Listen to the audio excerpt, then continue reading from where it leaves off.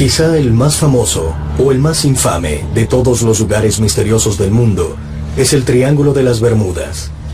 Durante décadas, esta extensión de océano que cubre más de 1.294.000 metros cuadrados entre Miami, Puerto Rico y las Bermudas ha desconcertado a científicos, marineros experimentados e incluso a investigadores militares. Aviones que desaparecen, avistamientos de varios tipos de luces extrañas, un montón de cosas raras, todo aglomerado en esa estrecha esquina del Atlántico. Barcos que aparecen completamente vacíos, sin señales de lucha, y sin embargo la tripulación se desvaneció. Eso es algo muy real. Existen en los registros y de pronto desaparecen con buen tiempo. Para mí eso no es un fenómeno sobrenatural, es un misterio. ¿Qué hizo que barcos y aviones desaparecieran sin dejar rastros? ¿Por qué han dejado de funcionar o cambian de curso solos equipos aeronáuticos y náuticos? Registros históricos de embarcaciones muestran que los misterios del Triángulo de las Bermudas son mucho más antiguos de lo que mucha gente cree. Desde los primeros días de exploraciones oceánicas, los marineros han visto cosas extrañas. La concepción del Triángulo de las Bermudas empezó con Cristóbal Colón porque él era un navegante muy esotérico y un marinero muy respetado. Su cuaderno de bitácora, cuando cruzó al Nuevo Mundo, fue muy preciso. Cuando llegó Colón al área conocida como Triángulo de las Bermudas, registró un mal funcionamiento de la brújula. La siguiente noche vio una gran bola de fuego chocar contra el océano. Él vio luces extrañas, él vio extraños fenómenos climatológicos que ocurrían ahí. Así que eso demuestra que la leyenda del Triángulo de las Bermudas no es un mito moderno o una leyenda urbana en el umbral del siglo XXI. Es realmente antigua en esa área. Unos 450 años después de Cristóbal Colón, el 5 de diciembre de 1945, el ejército de Estados Unidos vivió el misterio más desconcertante del Triángulo de las Bermudas. A las 12 en punto de la tarde, 5 bombarderos de la Armada de Estados Unidos despegaron de la base naval en Fort Lauderdale, Florida, para un ejercicio de entrenamiento de rutina. Pero poco después de que empezó la misión de 2 horas, desaparecieron repentinamente los 5 aviones. El misterio se hizo más desconcertante cuando la Armada envió un avión de rescate que también desapareció. 6 aviones, todos tripulados por pilotos experimentados, se desvanecieron. Eso le pareció muy extraño a todo el mundo. Estábamos en la era moderna, tenemos radares, telecomunicaciones, y aún así se desvanecieron 5 aviones. Ahora la pregunta es, ¿a dónde fueron? Parece que los arrancaron de nuestra realidad y se los llevaron a otra parte. Y por supuesto, lo que sea, es el misterio del Triángulo de las Bermudas. A lo largo de los años, pocos han sobrevivido para hablar sobre las extrañas anomalías que les ocurrieron en el Triángulo de las Bermudas. Pero el piloto estadounidense Bruce Gernon es una excepción. En 1970, Gernon, su padre y un socio iban volando de las Bermudas a Florida cuando reportó que estaba viendo una extraña nube directamente delante de su avión. Entonces, a medida que se acercaba, Gernon afirma que la nube formó un hueco como el de una rosquilla o un vórtice. Al principio el túnel era enorme, pero después empezó a achicarse rápidamente. Y cuando entré al túnel, pasó algo increíble. Al instante se formaron unas líneas y parecía que estuviera mirando por el cañón de un rifle, porque las líneas se arremolinaron lentamente en contra de las agujas del reloj, y me topé con una electricidad intensa, parecían luces intermitentes. Y lo único que podía ver era una extraña niebla grisácea y amarillenta. Yo la llamo niebla electrónica. Luego me di cuenta de que mis instrumentos estaban funcionando mal y al mismo tiempo sentía una sensación increíble. Gernon dice que cuando finalmente salió del túnel, llamó por radio al control de tráfico aéreo de Miami, pero no encontraban su avión en la pantalla del radar. Y como 3 minutos después, el controlador de radar me respondió por radio, todo emocionado. me había identificado sobre Miami. Yo no podía creerlo porque apenas había volado 33 minutos, cuando debió haber sido 1 hora y 3 minutos. ¿Podría en realidad suceder tal discrepancia de tiempo y ubicación? ¿Y podrían los extraterrestres estar usando ese tipo de puertas para venir a la Tierra? Según la teoría general de la relatividad de Albert Einstein, es posible. Aplicando el principio de Einstein sobre el espacio y el uso de una fuerza gravitacional, es muy posible que de alguna manera las naves extraterrestres obtengan una carga de energía mayor en lugares como el Triángulo de las Bermudas que les permitan darle impulso o alcanzar velocidad warp y aprovechar algún tipo de partículas extra para que los lleven a donde están tratando de ir. Lo que sucede es que cuando generas energía, sobre todo de un nivel más elevado o de una dimensión más elevada, viene en espiral. Y será la rotación y la espiral lo que permita que entre la energía. Así que por definición tales emisiones de energía son vórtices. Eso significa que un vórtice y una entrada son la misma cosa. Como en teoría los agujeros de gusano están por todo el universo, ¿podrían esos mismos tipos de entradas existir en áreas más pequeñas de la Tierra? Si así fuera, ¿son extraños niveles electromagnéticos la clave para descubrirlos? Gente que no tiene nada que ver con otra reporta la misma cosa. Y siempre tiene que ver con fenómenos electromagnéticos que por lo general suponen un vapor o una nube inexplicables. Ese fenómeno indicaba ovnis materializándose o desmaterializándose en nuestra dimensión. Es muy posible que el Triángulo de las Bermudas sea exactamente una de esas entradas interdimensionales que usan los extraterrestres. Con reportes de apariciones de ovnis y desapariciones de barcos y aviones, algunos sostienen que el Triángulo de las Bermudas es un portal que funciona en 2 direcciones. De modo que, si, como sostienen teóricos de los astronautas de la antigüedad, visitantes de otro mundo han estado usando esos portales para venir aquí desde tiempos remotos, ¿podríamos usar nosotros ese atajo algún día para visitarlos a ellos? ¿Y si en verdad hay un portal mar adentro en el Triángulo de las Bermudas, ¿podría haber otros en tierra firme?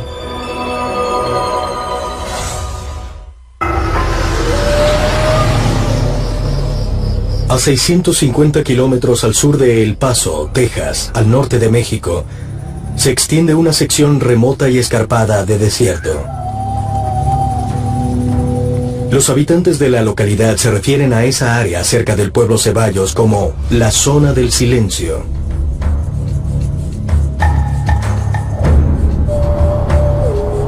Esa área es el epicentro de algunos de los fenómenos más extraños que se hayan experimentado en la Tierra. Ahí no funciona nada. Si vas con un celular, el celular no funciona. Si vas con un radio, el radio no funciona. Si vas con una brújula, la aguja se pone a dar vueltas. Es extraño, hay piedras extrañas por todas partes. En esa área del desierto viven animales con mutaciones. Cuando estás allí sientes algo indescriptible.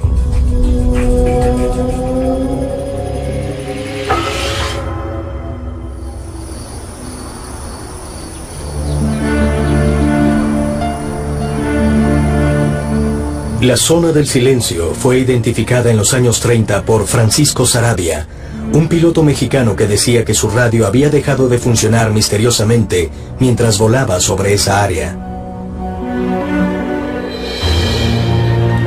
Lo llaman el Triángulo de las Bermudas de México y está ubicado prácticamente en el mismo paralelo, entre los paralelos 26 y 28, por lo tanto se conecta con las pirámides de Egipto, así que parece que alrededor de todo ese sector hay una conexión con todas las anomalías que ocurren en las diferentes partes del mundo. Como científico estás entrenado para ser escéptico, pero la verdad es que no creemos en nada. Nada está demostrado hasta que en efecto tienes evidencias. El campo magnético de la Tierra sí varía a lo largo de su superficie, en un pequeño porcentaje. Uno de los casos más extraños que supone la zona del silencio tuvo lugar el 11 de julio de 1970, cuando la Fuerza Aérea de Estados Unidos lanzó un misil Athena. Desde desde sus instalaciones militares en Green River, Utah. El misil estaba programado para aterrizar a 1100 kilómetros en el campo de misiles White Sands, en Nuevo México. Pero por alguna razón inexplicable, el misil Athena cayó a cientos de kilómetros del campo de misiles White Sands, en la dirección de la zona del silencio.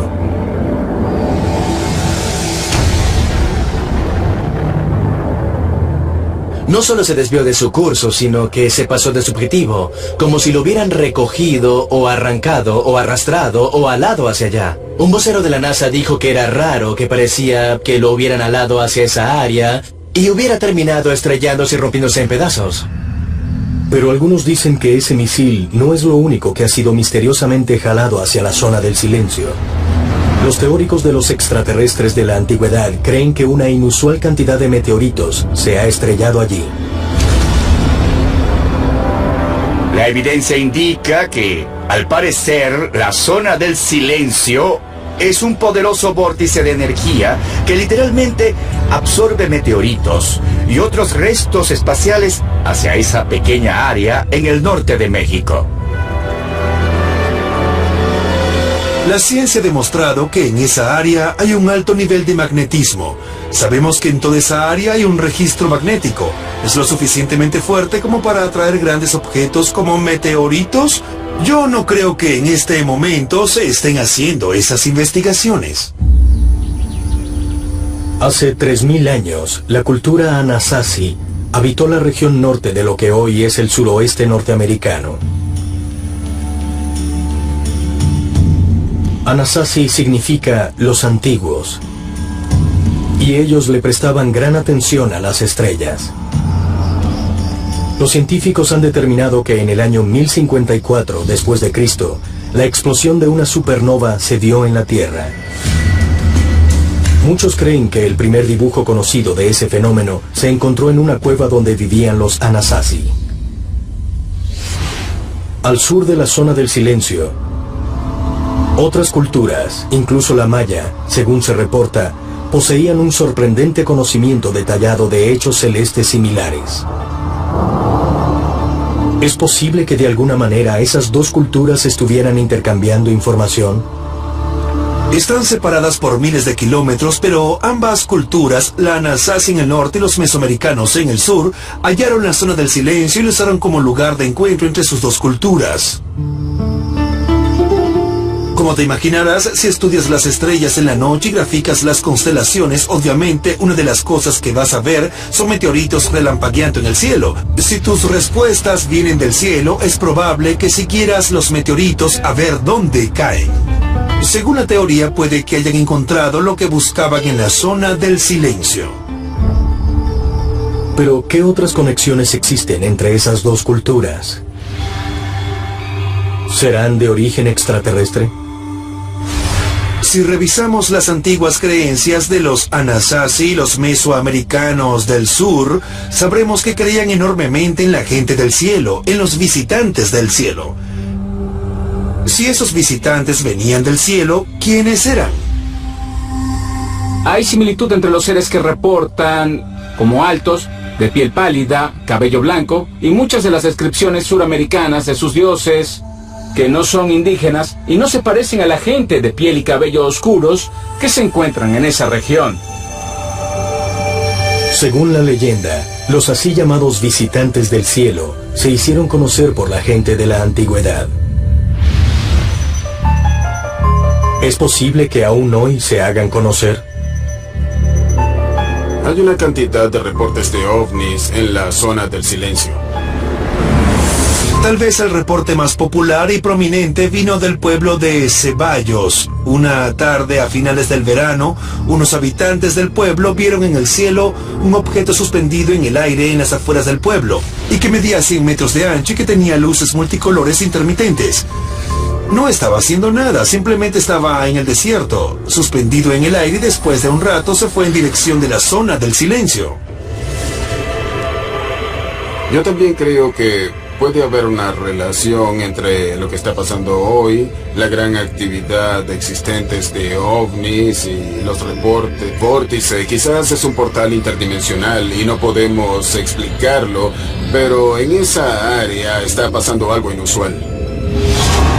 ¿Podrían los extraterrestres identificar esas diferencias magnéticas? ¿Serían de algún uso para los visitantes de la antigüedad?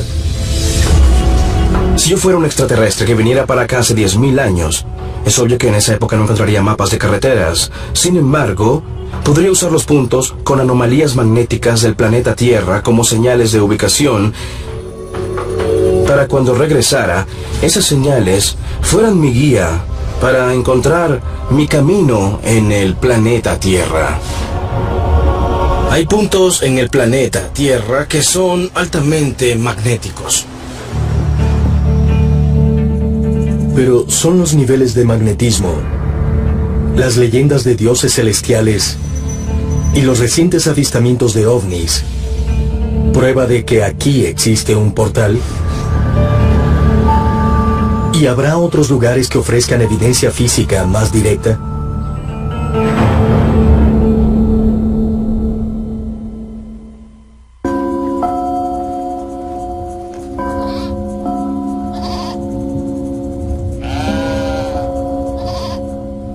A 1.300 kilómetros al sureste de Lima, Perú, cerca de las orillas del lago Titicaca, hay un lugar que ha dejado perplejos a visitantes de todo el mundo. Los chamanes todavía van allá a hacer sus rituales y ofrecer sus oraciones en la pared de roca de este altiplano, como lo han hecho generación tras generación. Es conocido como Puerta de Ayumarca o Puerta de los Dioses. Cuando la ves, te desconciertas. Porque ahí tienes una entrada gigante, tallada en roca sólida y parece una puerta, pero no va a ninguna parte. Literalmente está en el medio de la nada a 4.200 metros de altura. Sin embargo, a esa roca, así como se ve, le tallaron un rectángulo gigante. Lo cortaron de la roca y en el centro de ese rectángulo, en el pie de la roca, hay algo que parece una puerta. De hecho, los peruanos se refieren a eso como la Puerta de los Dioses. Pero, ¿por qué harías una puerta que, en realidad, no te lleva a ninguna parte? Tiene que haber una manera de pasar por esa puerta. Según la leyenda inca, el primer rey sacerdote, Amaru Meru, viajó a través del portal con el uso de un objeto especial para activar la entrada, convirtiendo la piedra sólida en lo que se conoce como una puerta estelar. Según la leyenda, esa puerta estelar era activada con la ayuda de un disco de oro. Y ese disco de oro cayó del cielo. El cuento dice que el primer rey sacerdote de los incas llevó un disco de oro a la Puerta de los Dioses, lo metió en un hueco especial y esa puerta interdimensional se abrió. Él la atravesó y no volvieron a verlo nunca más. Los chamanes que lo vieron, que presenciaron todo el asunto y que lo reportaron, dijeron básicamente que eso fue exactamente lo que pasó. Los arqueólogos que han examinado la Puerta de los Dioses han descubierto una pequeña depresión circular en el centro de la entrada. Algunos han especulado que quizá esa depresión es donde colocaban el disco de oro. Parece algo que salió de una película. Se dice que este artefacto era de oro y tenía varios objetos preciosos, y quien lo tuviera podía acercarse a ese lugar y de alguna manera operarlo. Entonces tendría contacto con los dioses, o los dioses harían contacto con él. Y a todos nos hacen creer que es una coincidencia, que no es más que una fantasía. Mentiras. Algo pasó y, en el caso de la puerta estelar, es posible que ese disco solar tuviera algún tipo de conexión extraterrestre y que fuera un artefacto tecnológico que se utilizaba para viajar.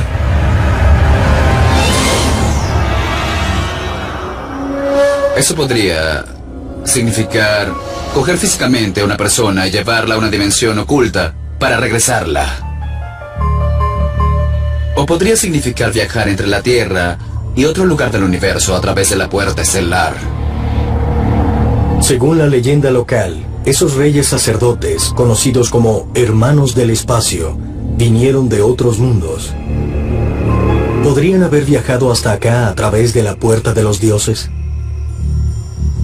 Ellos vinieron de otras constelaciones, de otros planetas. En nuestro idioma tenemos una palabra, chacana, que se refiere a algunas constelaciones como la Cruz del Sur, el Cinturón de Orión o las Pléyades. Uno de los miembros del consejo dijo que este es el puente a casa. Así que, en esencia, todas esas manifestaciones tienen que ver con los hermanos del espacio. ¿Pero existirá un artefacto que active esa puerta?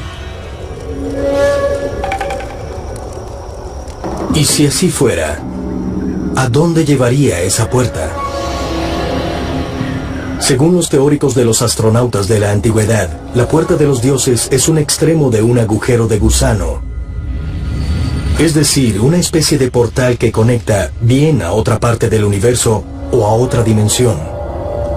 Un agujero de gusano es un modelo teórico de la teoría de la relatividad general. El concepto es que es probable que haya una conexión espacio-tiempo o varias conexiones espacio-tiempo a través de un pequeño canal y que si se hiciera dicho modelo, se obtendría un atajo entre lugares muy distantes del universo. Que es una suerte de puerta entre nuestra dimensión y otra diferente. Y lo que yo sostengo es que esos extraterrestres que vienen hacia acá vienen en una especie de nave interdimensional. Pueden viajar por el hiperespacio y venir a nuestro planeta en un segundo. Pero tienen que entrar a nuestro planeta por ciertos puntos y portales. Las dimensiones no están consideradas como algo por lo que se puede viajar. Y si de alguna manera se pudiera viajar por ellas, llegarías a un lugar completamente diferente. ¿Y si un extremo de un portal existiera aquí, en Puerta de Ayumarca? ¿Podrá ser eso parte del motivo por el que muchos consideran que Perú es un punto focal de ovnis y actividad extraterrestre? Con el lago Titicaca se asocian todo tipo de luces. Y varios testigos dicen que ven ovnis saliendo del lago. Los habitantes de la localidad han reportado ver grandes bolas de luz azules o discos brillantes y a veces seres en esos lugares. Siempre se reporta que esos seres son altos y de piel pálida y no se parecen en nada a los indígenas de piel y cabello oscuros de esas regiones suramericanas. Otra teoría de cómo pueden haber viajado los extraterrestres a través del universo supone el concepto científico de teletransportación. Pero, ¿es en realidad posible hacer que algo desaparezca de un lugar y que de pronto aparezca en otro? En el Instituto Max Planck, los científicos ya han desmaterializado partículas subatómicas y las han hecho reaparecer en otra parte. Así que la ciencia está a punto de hacer eso, de mover una cosa de un lugar a otro. Yo creo que eso es un secreto que conocían los constructores de la antigüedad. Aunque la puerta puede estar cerrada en este momento, la verdad es que todavía puedes tener acceso a la energía porque sigue fluyendo en esa área. Es el área en sí lo que, al parecer, contiene la energía y atrae a la gente hacia ella. Pero, ¿es Puerta de Ayumarca el único lugar extraño en Perú? ¿Hay otros lugares misteriosos aquí? Algunos creen que sí.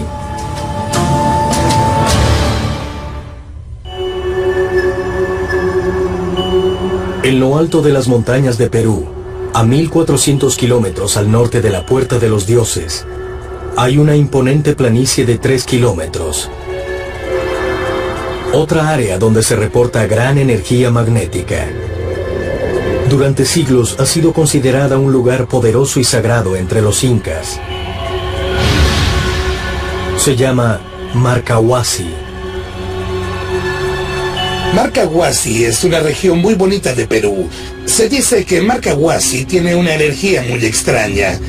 Y cuando la gente vaya, experimenta situaciones raras. La gente de la localidad dice que es un lugar de brujos, dioses y genios antiguos, y lo tratan con extrema veneración. Cuando la gente va allá, reporta un tipo especial de frecuencia y energía. De hecho, experimentan euforia.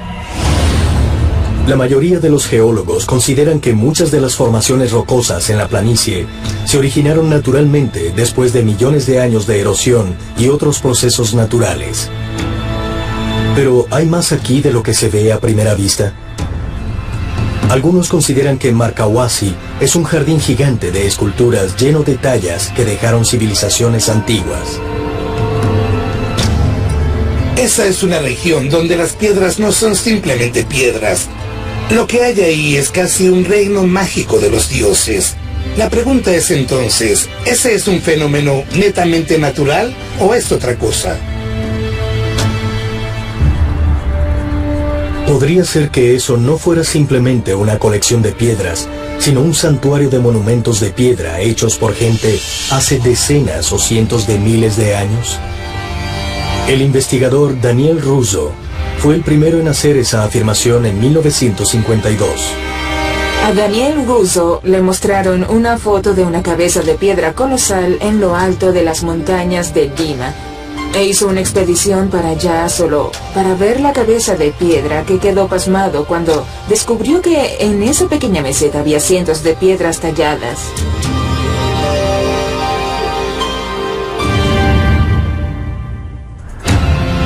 Hay quienes creen que las formaciones rocosas representan animales y gente que no era indígena de Sudamérica. En ellas ven figuras como reinas africanas. A Tawaret, la diosa egipcia de la fertilidad, representada como un hipopótamo de pie. Un camello y muchas otras. Una formación conocida como Monumento a la Humanidad tiene facciones de lo que parece una cara occidental de un lado y del otro una cara del Medio Oriente. ¿Es en realidad posible que tantas formaciones que aparentemente representan figuras de todo el mundo se encuentren casualmente en una sola planicie? Y si están hechas por el hombre, ¿quién las talló? Las leyendas locales dicen que es uno de los lugares de los dioses gigantes de la antigüedad y que los dioses lo crearon. Es más, cuando los cronistas españoles vinieron a Perú e investigaron las antiguas religiones chamánicas de Perú, contaban que Tiki Viracocha, el dios creador, llegó aparentando amistad con el hombre para caminar e inspeccionar sus tierras. Y les dio diferentes órdenes, pero había naciones rebeldes que no hacían lo que debían hacer y de inmediato las convirtió en piedra. El nombre Marcahuasi nos da una pista sobre sus orígenes y su misterio. La palabra misma es anterior al Imperio Inca. El académico e investigador de Marcahuasi, Daniel Russo, creía que el nombre significaba casa de dos plantas y se refería al extraño complejo de edificaciones ubicadas en el lugar. Eso nos hace preguntarnos lo que académicos y teólogos han estado tratando de entender durante muchos años. ¿Hubo una Atlántida o una civilización perdida? Marcahuasi vuelve a poner esa pregunta en la palestra. ¿Será eso posible? ¿Hubo culturas que nos visitaron hace miles de años que quedaron fuera de los libros de la historia?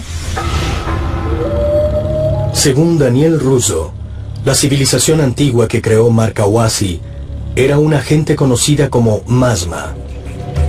Y supuestamente, Perú no era su única casa. Los Masma eran una civilización muy avanzada y muy antigua, si queremos llamarla así, que aparentemente era globalizada y viajaba por todo el mundo en un periodo muy antiguo. Russo pasó gran parte de su tiempo viajando por el mundo buscando pruebas de su existencia y creyó que las había encontrado en Marcahuasi. De hecho, de muchas maneras, él veía a Marcahuasi como un enorme jardín de esculturas que los Masma hicieron ahí. Si hubiera existido una comunidad internacional, ¿qué pasó con ella? ¿Fue, como algunos creen, arrastrada en el gran diluvio descrito en la Biblia? Es interesante que se encuentren a 3.600 metros de altura, porque eso significa en cierto modo que la civilización vino de arriba hacia abajo a medida que descendió el nivel del agua del diluvio. Parece que lo primero que hicieron cuando el arca de Noé aterrizó en Marcahuasi fue tomar nota de todos los animales que habían recogido. Eso es, si querés, el cuento de salvar lo que quedaba de la humanidad y del reino animal. Si son esculturas de verdad o incluso formaciones naturales retocadas, son tan viejas geológicamente que lo único que podemos hacer es aceptar algunas de las especulaciones de gente como Daniel Russo, es decir, que lo hizo una muy antigua civilización. Quizá había dioses en la antigüedad. Quizá hubo una raza de seres de naturaleza superior que vino hacia acá hace mucho tiempo, que ayudó a la humanidad y ha estado supervisando su trabajo. Yo creo que trataron de dejar constancia de sus creencias, de su civilización, de algo que pudieran legar a generaciones futuras. A lo mejor se dieron cuenta de que no iban a durar para siempre y quisieron dejar su huella, algún tipo de registro e incluso algún tipo de advertencia para generaciones futuras. Si esa raza avanzada que viajaba por todo el mundo existió a principios de la historia, ¿de dónde vino? Según el escritor George Hunt Williamson, el primero que popularizó a Marcahuasi en su libro de 1959, Road in the Sky, Marcahuasi era un bosque sagrado, donde seres extraterrestres se encontraban para planificar el futuro. Y muchos investigadores del fenómeno OVNI creen que hasta el sol de hoy siguen regresando. La meseta tiene una plétora de avistamientos de ovnis, de visitantes ultradimensionales. Es un lugar extraordinario. Lo que probablemente es la fotografía más famosa de un ovni en Perú fue tomada cerca de Marcahuasi en los años 70 por un hombre de negocios que iba subiendo por el sendero de Marcahuasi. Cuando dio vuelta y miró hacia el valle que estaba abajo, vio un disco plateado a plena luz del día que volaba valle arriba. Pero ¿hay en realidad tipos especiales de energía fluyendo alrededor de Marcahuasi que apenas estamos empezando a entender? Y si así fuera, ¿han estado atrayendo a visitantes durante miles de años, como se ha reportado en algunos de los otros lugares misteriosos del mundo? Yo sospecho que los extraterrestres se inclinan más a venir a estos lugares energéticos, no solo porque harían que su tecnología funcione mejor, sino porque su cuerpo vibraría a una frecuencia más apropiada para el universo o el mundo donde viven. Yo he analizado diversos estudios y he hecho mis propios estudios y creo que hay algo inherente a esos lugares que puede ser una anomalía electromagnética o geomagnética. En algunos lugares hay diferentes tipos de piedra, diferentes tipos de estructuras cristalinas. Quizás hay agua corriendo bajo la tierra que conduce a corrientes eléctricas, así que yo creo que hay muchas posibilidades, pero en realidad no entendemos lo que ocurre ahí. ¿Hay alguna razón por la que esos llamados portales espaciales interdimensionales aparecen supuestamente en ciertos lugares de nuestro planeta? ¿Hay, como algunos sugieren, un patrón para su ubicación? ¿Y qué evidencia existe que demuestre que nuestros antiguos ancestros conocían el código?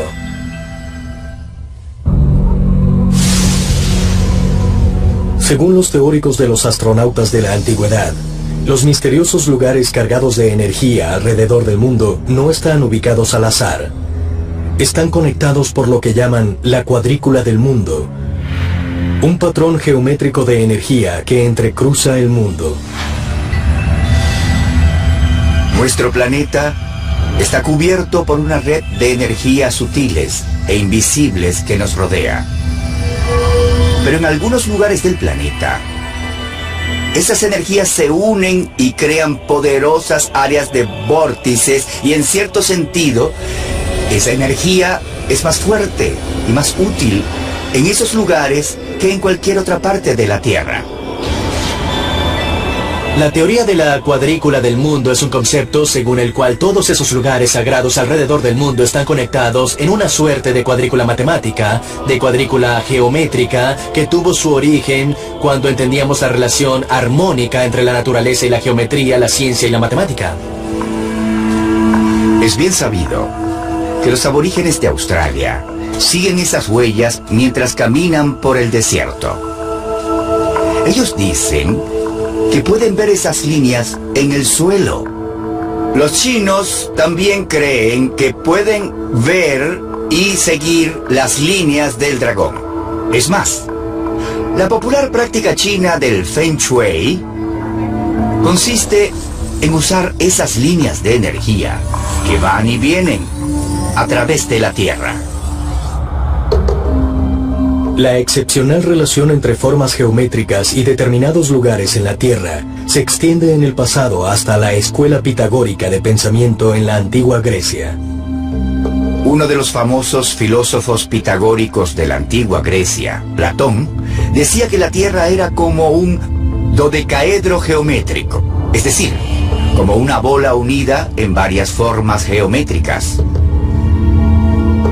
Y la escuela pitagórica dice básicamente que la geometría y las diversas formas geométricas son lo que constituyen toda la materia, incluso la Tierra.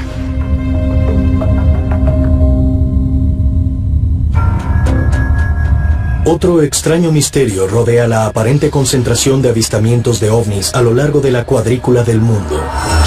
Antes de su muerte en 1992, el investigador francés del fenómeno ovni, Aimé Michel, hizo un mapa de todos los reportes de supuestos avistamientos de ovnis desde el incidente de Roswell en 1947. Cuando hizo el mapa, descubrió que eran específicos, que iban en línea. Entonces empezó a hacer el mapa de esas líneas y descubrió que no estaban hechas al azar, sino que de hecho estaban relacionadas con algunos grados de ciertas latitudes, y que había una ciencia donde se vieron los ovnis.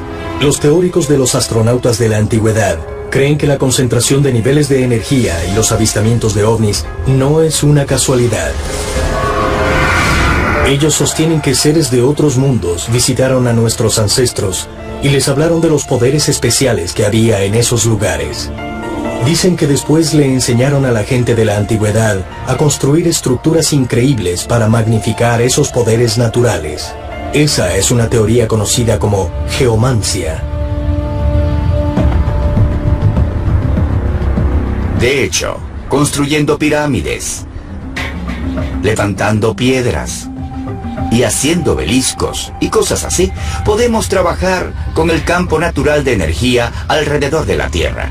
Y así como se le hace acupuntura al cuerpo humano, se le puede hacer a la Tierra. Y poniendo ciertas estructuras en determinados lugares de la Tierra, se pueden acentuar esas energías. En Europa existen líneas a veces de kilómetros de largo desde la antigüedad. En Europa se llaman líneas ley. Todos los lugares de la antigüedad están unidos. Las líneas ley van desde Inglaterra hasta Italia, pasando por Francia, en línea recta. El aspecto fascinante de todo esto es que muchos de los pueblos que están en esa línea comparten la raíz de su nombre con unos 20 o unos 30 pueblos más. Cada punto que está en una línea es un importante punto arqueológico y cada punto tiene la misma palabra en su núcleo y la palabra es siempre estrella. Es absolutamente fascinante y no es una coincidencia. La gente de la Edad de Piedra no puso sus lugares sagrados en una línea por casualidad. Alguien se lo ordenó. Usen la palabra estrella para el nombre de su aldea. Para siempre, no lo cambien. Así que la pregunta es, ¿estos tipos son los extraterrestres? ¿O es posible que de hecho seamos nosotros los extraterrestres? ¿Que no somos de aquí? ¿Que los extraterrestres son una versión más antigua de la humanidad que está cuidando a una versión más joven a quien le dejarán el planeta? La idea era que las generaciones en un futuro lejano pasaran apuros por esos artefactos y esas indicaciones y tuvieran que empezar a hacer preguntas. Esa es la situación que tenemos hoy. Lo más importante que pueden decirnos esos lugares sobre nuestro pasado es que es mucho más complejo que lo que nos enseñan en la escuela. Hasta que futuros científicos resuelvan los extraños problemas que rodean ciertos lugares en la Tierra, seguiremos con preguntas pendientes. ¿Podrían ser esos lugares en realidad portales o entradas a agujeros de gusano? ¿Se transportaban los extraterrestres a la Tierra usando campos electromagnéticos especiales que hay en esos misteriosos lugares? ¿Y se habrán perdido para la historia los secretos conocidos por civilizaciones antiguas? Intermitentes. Y lo único que podía ver era una extraña niebla grisácea y amarillenta. Yo la llamo niebla electrónica. Luego me di cuenta de que mis instrumentos estaban funcionando mal y al mismo tiempo sentía una sensación increíble. Vernon dice que cuando finalmente salió del túnel, llamó por radio al control de tráfico aéreo de Miami, pero no encontraban su avión en la pantalla del radar. Y como 3 minutos después, el controlador de radar me respondió por radio, todo emocionado.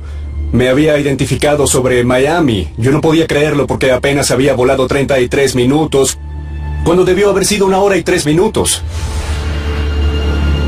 ¿Podría en realidad suceder tal discrepancia de tiempo y ubicación? ¿Y podrían los extraterrestres estar usando ese tipo de puertas para venir a la Tierra? Según la teoría general de la relatividad de Albert Einstein, es posible. Aplicando el principio de Einstein sobre el espacio y el uso de una fuerza gravitacional, es muy posible que de alguna manera las naves extraterrestres obtengan una carga de energía mayor en lugares como el Triángulo de las Bermudas que les permitan darle impulso o alcanzar velocidad warp y aprovechar algún tipo de partículas extra para que los lleven a donde están tratando de ir. Lo que sucede es que cuando generas energía, sobre todo de un nivel más elevado o de una dimensión más elevada, viene en espiral. Y será la rotación y la espiral lo que permita que entre la energía. Así que por definición tales emisiones de energía son vórtices. Eso significa que un vórtice y una entrada son la misma cosa. Como en teoría los agujeros de gusano están por todo el universo, ¿podrían esos mismos tipos de entradas existir en áreas más pequeñas de la Tierra? Si así fuera, ¿son extraños niveles electromagnéticos la clave para descubrirlos? Gente que no tiene nada que ver con otra reporta la misma cosa. Y siempre tiene que ver con fenómenos electromagnéticos que por lo general suponen un vapor o una nube inexplicables. Ese fenómeno indicaba ovnis materializándose o desmaterializándose en nuestra dimensión. Es muy posible que el Triángulo de las Bermudas sea exactamente una de esas entradas interdimensionales que usan los extraterrestres. Con reportes de apariciones de ovnis y desapariciones de barcos y aviones, algunos sostienen que el Triángulo de las Bermudas es un portal que funciona en 2 direcciones. Cosas extrañas. La concepción del Triángulo de las Bermudas empezó con Cristóbal Colón porque él era un navegante muy esotérico y un marinero muy respetado. Su cuaderno de bitácora, cuando cruzó al Nuevo Mundo, fue muy preciso. Cuando llegó Colón al área conocida como Triángulo de las Bermudas, registró un mal funcionamiento de la brújula. La siguiente noche vio una gran bola de fuego chocar contra el océano. Él vio luces extrañas, él vio extraños fenómenos climatológicos que ocurrían ahí. Así que eso demuestra que la leyenda del Triángulo de las Bermudas no es un mito moderno o una leyenda urbana en el umbral del siglo XXI. Es realmente antigua en esa área. Unos 450 años después de Cristóbal Colón, el 5 de diciembre de 1945, el ejército de Estados Unidos vivió el misterio más desconcertante del Triángulo de las Bermudas. A las 2 en punto de la tarde, 5 bombarderos de la Armada de Estados Unidos despegaron de la base naval en Fort Lauderdale, Florida, para un ejercicio de entrenamiento de rutina. Pero poco después de que empezó la misión de 2 horas, desaparecieron repentinamente los 5 aviones.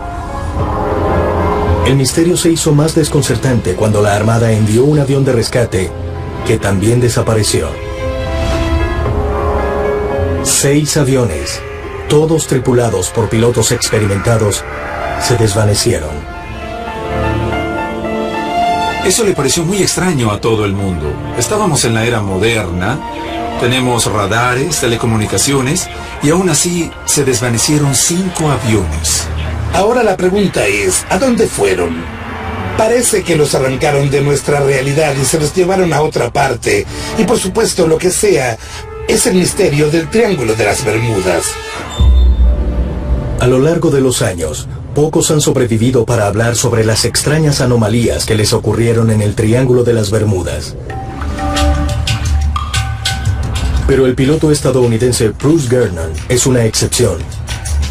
En 1970, Gernon, su padre y un socio iban volando de las Bermudas a Florida cuando reportó que estaba viendo una extraña nube directamente delante de su avión. Entonces, a medida que se acercaba, Gernon afirma que la nube formó un hueco como el de una rosquilla o un vórtice. Al principio el túnel era enorme, pero después empezó a achicarse rápidamente. Y cuando entré al túnel, pasó algo increíble. Al instante se formaron unas líneas y parecía que estuviera mirando por el cañón de un rifle, porque las líneas se arremolinaron lentamente en contra de las agujas del reloj, y me topé con una electricidad intensa, parecían luces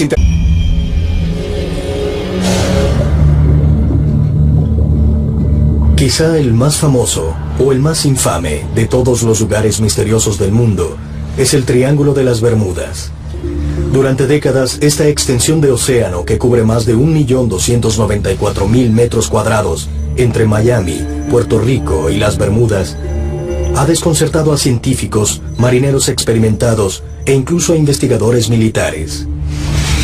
Aviones que desaparecen, avistamientos de varios tipos de luces extrañas, un montón de cosas raras, todo aglomerado en esa estrecha esquina del Atlántico. Barcos que aparecen completamente vacíos, sin señales de lucha, y sin embargo la tripulación se desvaneció. Eso es algo muy real. Existen en los registros y de pronto desaparecen con buen tiempo. Para mí eso no es un fenómeno sobrenatural, es un misterio. ¿Qué hizo que barcos y aviones desaparecieran sin dejar rastros? ¿Por qué han dejado de funcionar o cambian de curso solos equipos aeronáuticos y náuticos? Registros históricos de embarcaciones muestran que los misterios del Triángulo de las Bermudas son mucho más antiguos de lo que mucha gente cree. Desde los primeros días de exploraciones oceánicas, los marineros han visto cosas